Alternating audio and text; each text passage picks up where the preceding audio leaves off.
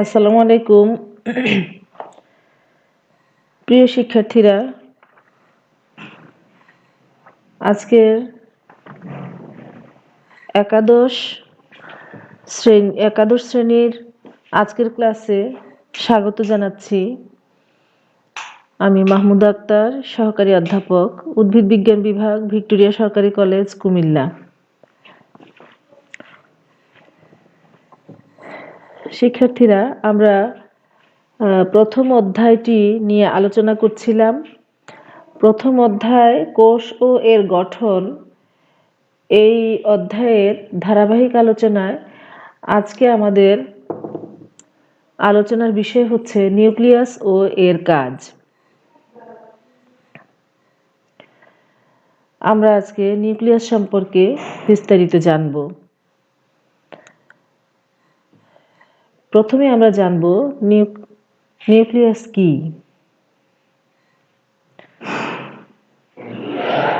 তোমরা এর আগের ক্লাসগুলিতে জেনে আসছো, নিউক্লিয়াস সম্পর্কে তোমরা এর আগের ক্লাসগুলোতে কিছু ধারণা পেয়েছো। তারপরেও নিউক্লিয়াস কি এখানে সংজ্ঞা আকারে যদি আমি বলি, প্রকৃত কোষে যে অঙ্গাণু দ্বিস্তর বিশিষ্ট আবরণ বেষ্টিত অবস্থায় প্রোটোপ্লাজমিক রস ও ক্রোমাটিন জালিকা ধারণ করে, তাই হচ্ছে নিউক্লিয়াস।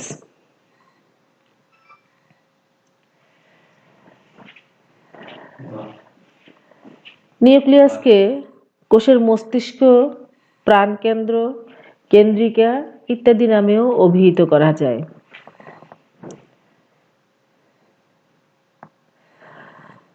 রবার্ট ব্রাউন 1831 সালে রাশনার পত্রকোষে নিউক্লিয়াস আবিষ্কার করেন। তোমরা জানো, প্রতিটি কোষে একটি করে নিউক্লিয়াস থাকে সাধারণত, তবে আদি কোষে কোনো নিউক্লিয়াস থাকে না।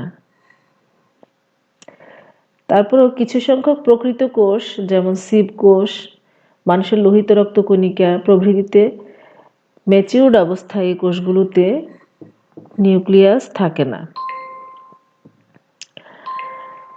আজকের এই ক্লাসে আমরা একটা নতুন শব্দ সম্পর্কে জানবো, সেটি হচ্ছে সিনোসাইট। সিনোসাইট কি? সিনোসাইট হচ্ছে যদি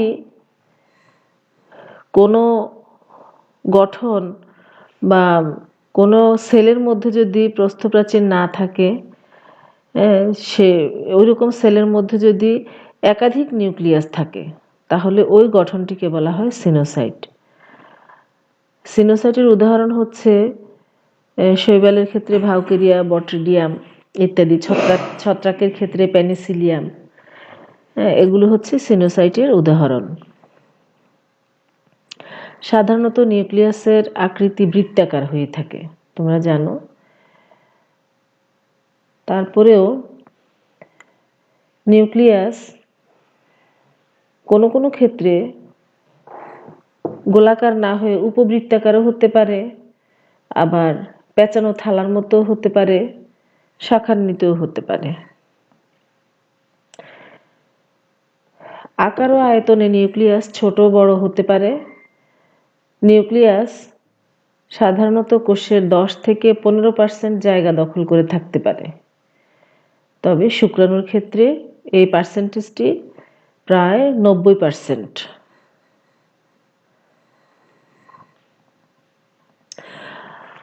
আমরা এখন একটি আদর্শ নিউক্লিয়াসের গঠন সম্পর্কে জানব।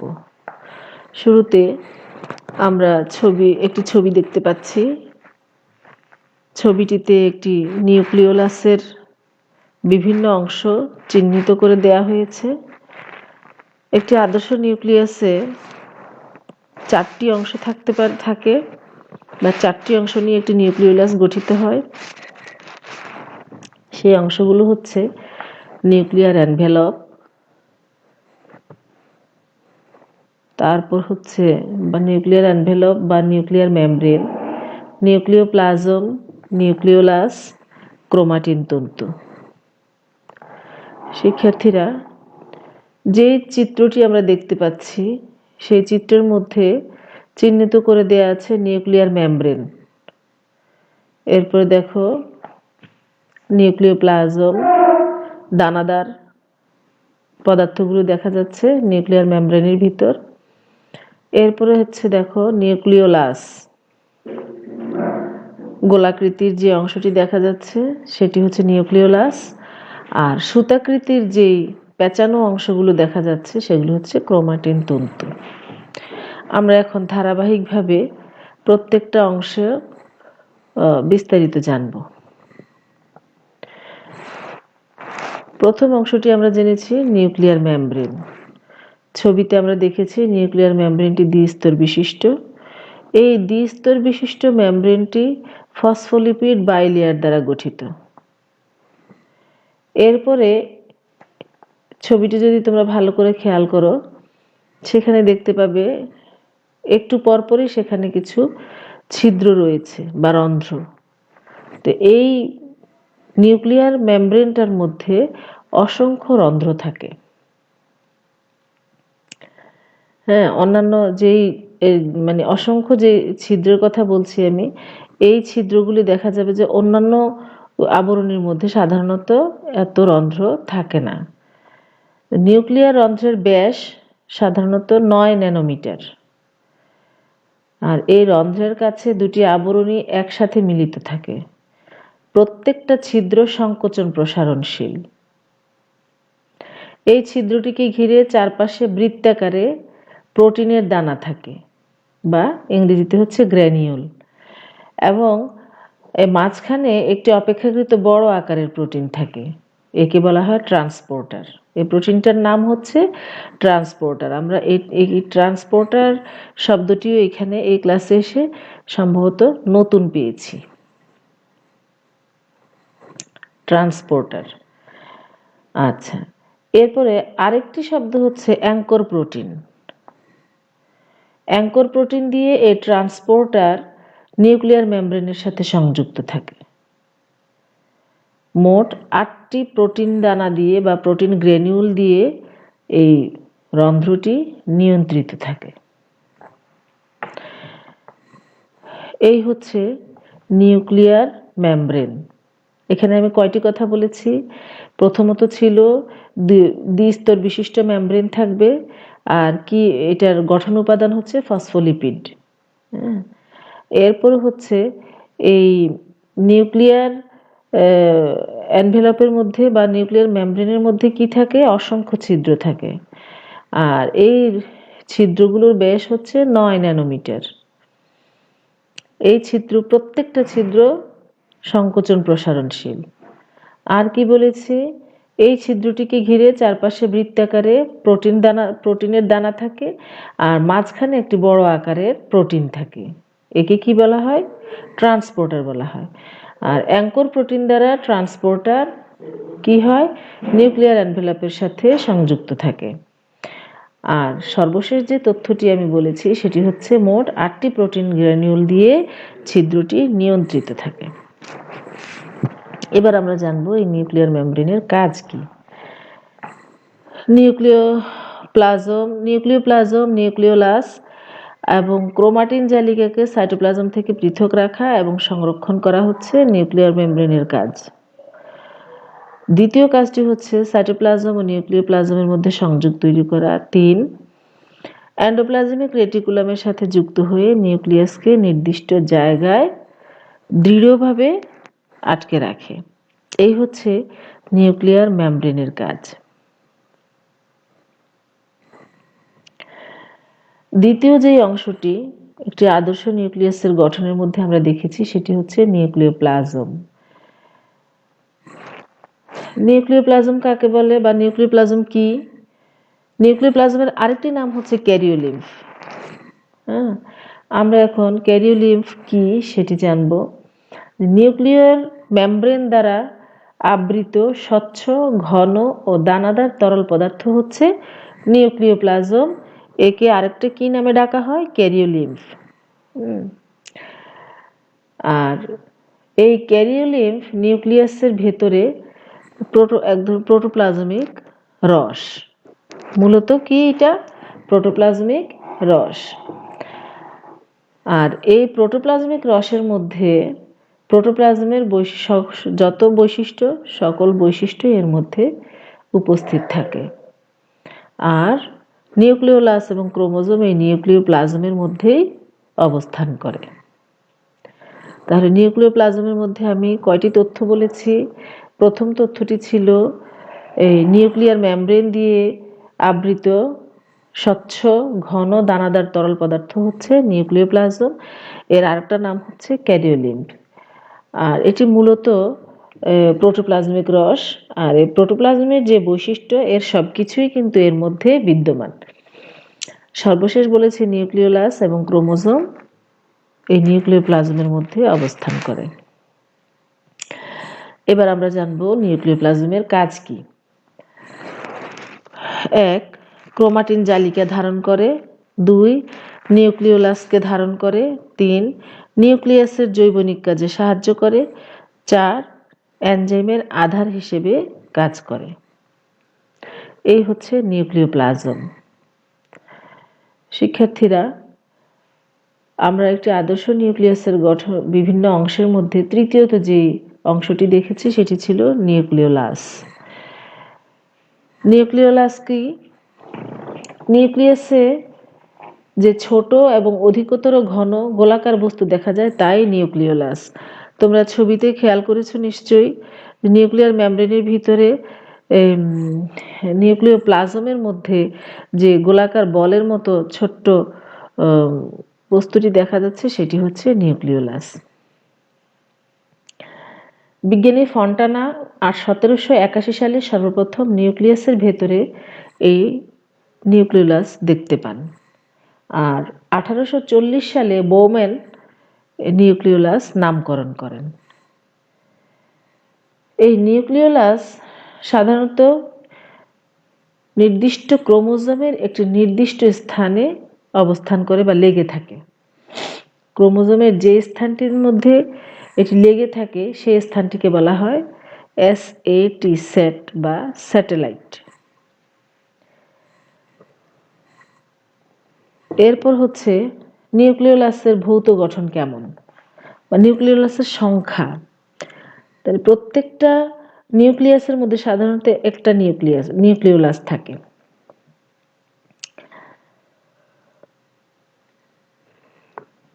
আর নিউক্লিওলাসকে সাধারণত নিউক্লিওলাসের ভৌত গঠনের মধ্যে আমরা তিনটি অংশ দেখতে পাই।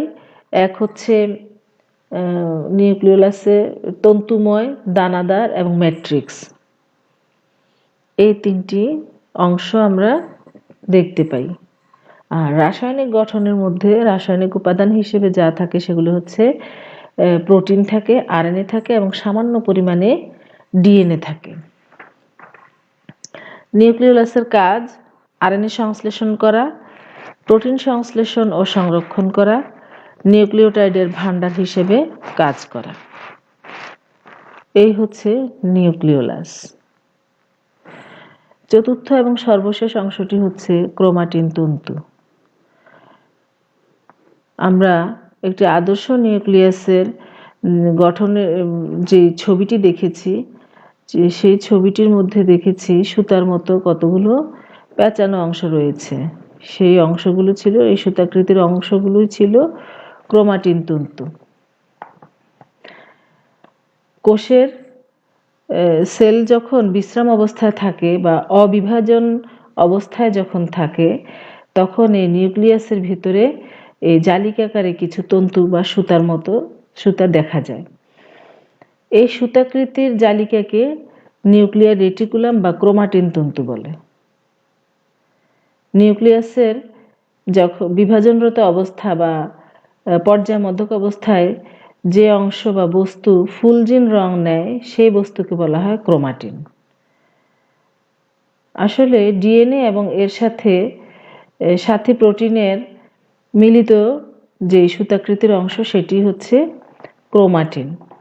আর কোষ বিভাজনরত অবস্থায় এই ক্রোমাটিন তন্তু ক্রমাগত কুণ্ডলিত হয়ে অপেক্ষাকৃত খাটো ও মোটা হয়ে পৃথক পৃথকভাবে সুনির্দিষ্ট সংখ্যা ও আকৃতিতে দেখা যায়। তখন এদেরকে আমরা বলি ক্রোমোজোম। আর প্রত্যেকটা নিউক্লিয়াসে সাধারণত প্রজাতির বৈশিষ্ট্য অনুসারে নির্দিষ্ট সংখ্যক ক্রোমোজোম থাকে।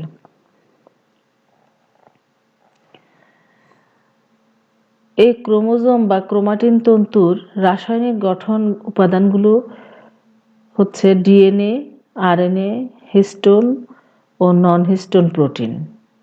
এগুলো ছাড়াও এর মধ্যে কিছু ক্যালসিয়াম এবং ম্যাগনেসিয়াম ধাতু থাকে, আর কতগুলো নিউক্লিওটাইডের সমন্বয়ে একটা ডিএনএ অণু গঠিত হয়। শিক্ষার্থীরা, ক্রোমাটিন তন্তুর এই অংশে বর্ণনা করতে গিয়ে আমি যে কথাগুলি বলেছি, যে তথ্যগুলি দিয়েছি, সেগুলোর মধ্যে প্রথম ছিল কোষের অবিভাজন অবস্থায় নিউক্লিয়াসের ভিতরে যে জালিকাকার তন্তু দেখা যায়, এই তন্তুগুলি হচ্ছে ক্রোমাটিন তন্তু। এরপরে বলেছি যে যখন নিউক্লিয়াস বিভাজিত হয় কোষ বিভাজনের সময়, তখন যে বস্তুগুলো ফুলজিন রং নেয় সেই বস্তুকে বলা হয় ক্রোমাটিন। এরপর বলেছি এই ক্রোমাটিন তন্তুগুলো যখন কোষ বিভাজন হতে থাকে বা কোষ বিভাজন অবস্থায় ক্রোমাটিন তন্তু ক্রমাগত সংকুচিত হতে থাকে এবং অপেক্ষাকৃত খাটো ও মোটা হয়।